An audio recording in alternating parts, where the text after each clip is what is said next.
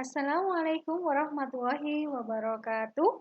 Kembali bersama kami tim Bahasa Indonesia SMK Cendika Bangsa dengan materi langkah-langkah menulis teks ceramah yang merupakan materi kelas 11. Kami tim Bahasa Indonesia SMK Cendika Bangsa terdiri atas 4 orang.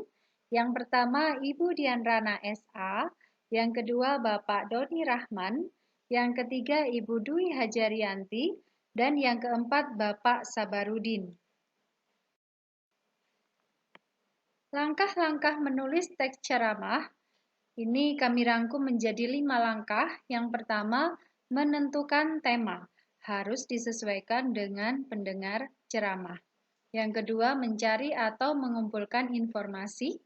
Yang ketiga, menyusun draft teks ceramah. Yang keempat, mengembangkan draft menjadi teks ceramah utuh. Dan yang terakhir, menyunting teks. Berikut langkah-langkah detail mengenai masing-masing poin. Yang pertama, menentukan tema. Dalam menentukan tema yang harus diperhatikan, yaitu yang pertama harus sesuai dengan pendengar.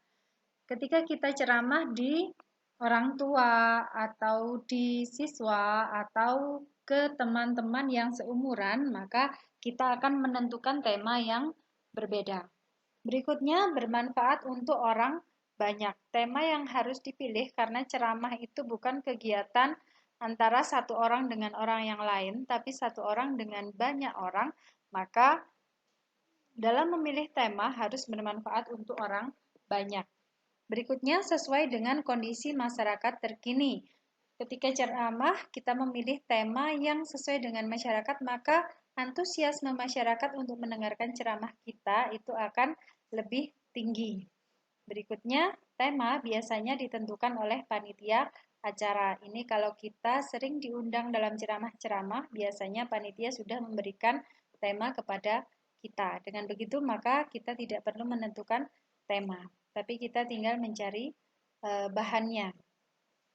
Kemudian, sebagai contoh, di sini kami memilihkan tema yang akan kita buat teks ceramahnya adalah keluarga berperan penting dalam perawatan pasien COVID-19. Seperti kita ketahui, saat ini kita masih dalam keadaan pandemi, sehingga tema mengenai COVID-19 itu bisa dikatakan menjadi tema pusat dalam kegiatan masyarakat. Berikutnya, mencari atau mengumpulkan informasi. Informasi bisa berasal dari keluarga yang pernah mengalami, atau dari tenaga medis, atau dari media seputar COVID-19 dan seputar peranan dari keluarga pasien yang menderita COVID-19. Berikutnya, menyusun draft teks ceramah. Draft ini artinya membuat kerangka teks ceramah. Kerangka minimal 3 kalimat umum, yaitu pembuka, isi, dan penutup, seperti struktur dalam ceramah. Nah, kerangka yang sudah kita buat adalah yang pertama, pentingnya peran keluarga. Yang kedua, langkah-langkah yang dilakukan keluarga. Dan yang ketiga, himbauan untuk keluarga lain. Langkah berikutnya, mengembangkan draft menjadi teks ceramah utuh. Tadi kita sudah membuat 3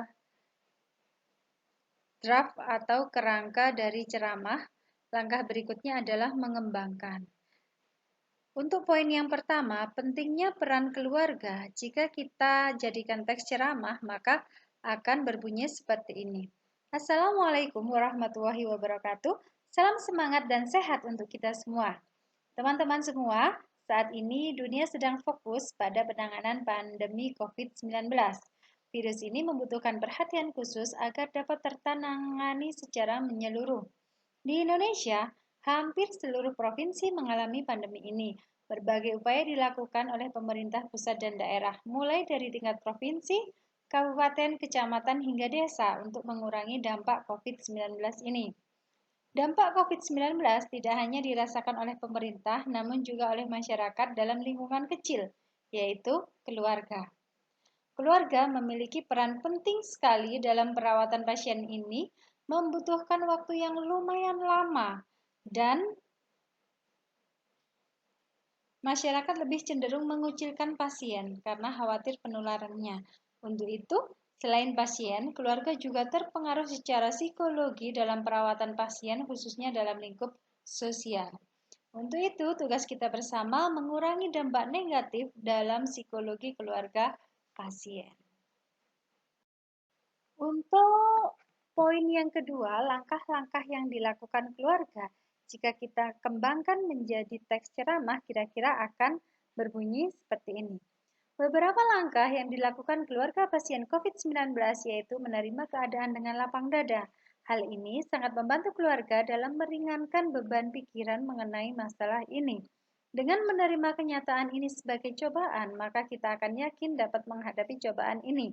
Sesuai dengan pedoman kita bahwa Allah tidak akan membebani suatu kaum melebihi kemampuan kaumnya. Sehingga dapat kita simpulkan bahwa keluarga yang mengalami hal ini merupakan keluarga terpilih yang mampu menghadapi kenyataan ini. Setelah kita menerima kenyataan ini dengan lapang dada, yang diperlukan adalah kekompakan keluarga dalam menghadapi cobaan ini. Kekompakan ini sangat diperlukan dalam memberikan dukungan kepada satu anggota keluarga dan lainnya. Selain itu, kekompakan ini sangat diperlukan dalam menghadapi masyarakat sekitar dalam menyikapi penyakit ini. Karena tentunya masyarakat ada yang mampu menerima hal ini dan ada yang tidak bisa menerima hal ini. Sementara kita hidup menjadi bagian dari masyarakat tersebut. Selain itu, kekompakan juga diperlukan dalam penyediaan kebutuhan finansial. Dengan kekompakan ini, kebutuhan finansial tentu saja menjadi lebih ringan. Langkah berikutnya yaitu penanganan pasien dengan tepat. Jika pasien tidak mengalami gejala serius, maka penanganan dilakukan dengan meningkatkan imunitas tubuh dengan pemberian vitamin dan terapi-terapi kekebalan tubuh lainnya. Jika pasien mengalami gejala mengkhawatirkan, hendaknya dirawat di rumah sakit. Pasien akan dirawat di ruang tersendiri tanpa keluarga penunggu. Namun, hal ini bukan berarti keluarga lepas perawatan.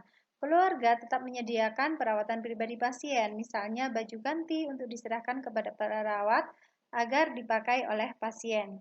Keluarga juga dapat memberikan makanan tambahan kepada pasien melalui perawat.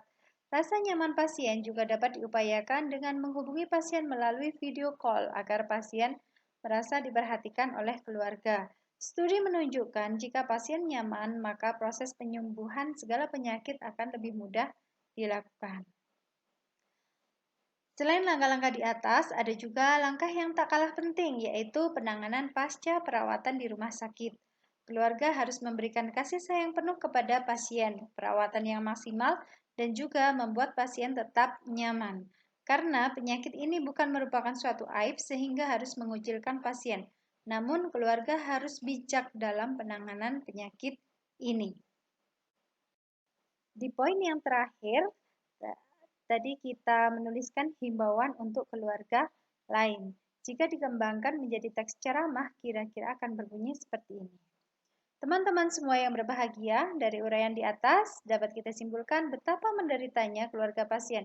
Begitu banyak hal yang harus dilakukan, untuk itu sudah sepatutnya kita tidak mengucilkan keluarga pasien. Kita tidak tahu apakah keluarga kita nanti akan mengalami hal serupa atau tidak. Jika memang harus mengalami hal tersebut, mampukah keluarga kita menjalaninya? Nah, untuk itulah tenggang rasa sangat diperlukan dalam hal ini. Rasa saling mendukung sangat dibutuhkan. Dan yang tidak kalah penting, rasa kekeluargaan yang lebih luas. Jika kita menganggap keluarga pasien adalah keluarga kita, maka tindakan kita pasti akan cenderung memberikan kebaikan untuk orang lain, bukan malah sebaliknya. Teman-teman yang berbahagia, demikian yang bisa kami sampaikan. Semoga kita semua bisa melampaui cobaan ini dengan ikhlas dan semoga wabah ini bisa segera usai. Terima kasih atas perhatian teman-teman semua dan mohon maaf atas segala kekurangan dalam penyampaian. Wassalamualaikum warahmatullahi wabarakatuh. Nah, kira-kira tadi isinya adalah seperti itu. Kemudian di langkah terakhir setelah kita mengembangkan kerangka menjadi teks ceramah, yaitu menyunting ejaan dan tanda baca. Bagaimana tanda baca di sana tadi? Apakah sudah tepat? Menyunting keefektifan kalimat. Jika ada kalimat-kalimat yang belum efektif, maka bisa dihilangkan. Menyesuaikan dengan durasi waktu yang disediakan. Jadi, misalnya kita ada lomba ataupun kegiatan yang diselenggarakan oleh panitia, kita bertanya berapa alokasi yang disediakan. Nah, kira-kira ceramah kita tadi melebihi waktu yang ditentukan atau tidak. Baiklah anak-anak semua, itu tadi langkah-langkah menulis teks ceramah 11. Semoga penjelasan ini bisa lebih memudahkan kalian dalam memahami mengenai teks ceramah sehingga anak-anak semua tidak kesulitan ketika membuat teks ceramah. Sekali lagi kami sampaikan terima kasih, tetap semangat untuk belajar dan selalu jaga kesehatan. Wassalamualaikum warahmatullahi wabarakatuh.